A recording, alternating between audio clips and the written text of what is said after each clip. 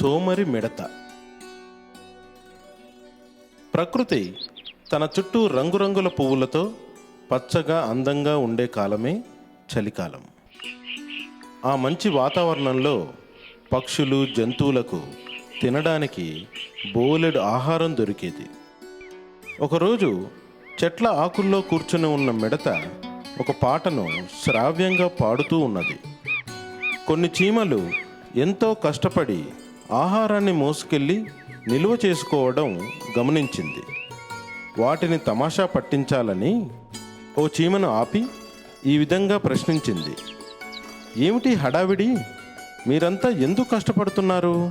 ఈ చలికాలాన్ని సంతోషంగా గడపలేరా? దొరికింది తిని హాయిగా ఉండక మీకెందుకీ ప్రయాస అంటూ ప్రశ్నలు సంధించింది. చీమ మిడతతో ఇలా అంది.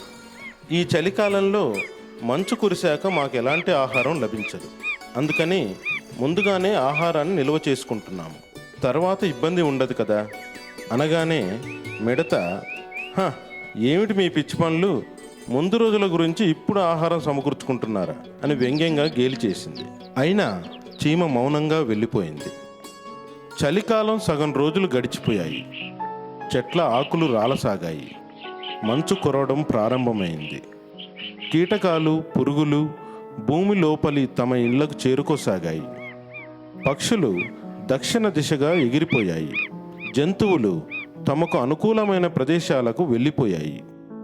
మిడతకు ఏ విధమైన ఆహారం లభించలేదు. చలికి క్రిములు, కీటకాలు కూడా బయటికి రావడం లేదు. ఆకలితో ఆహారం అడగడానికి చీమ ఇంటికి వెళ్ళింది. బద్ధకస్తురాలైన మిడతను చూసిన చీమకు కోపం వచ్చింది. మేము చాలా సంతోషంగా ఉన్నాం. తగిన ఆహారం మా వద్ద ఉంది. గతంలో కష్టపడి చేసిన పనికి ప్రతిఫలంగా ఆహారం నిల్వ ఉంది. ఈరోజు మాకు ఉపయోగపడుతోంది.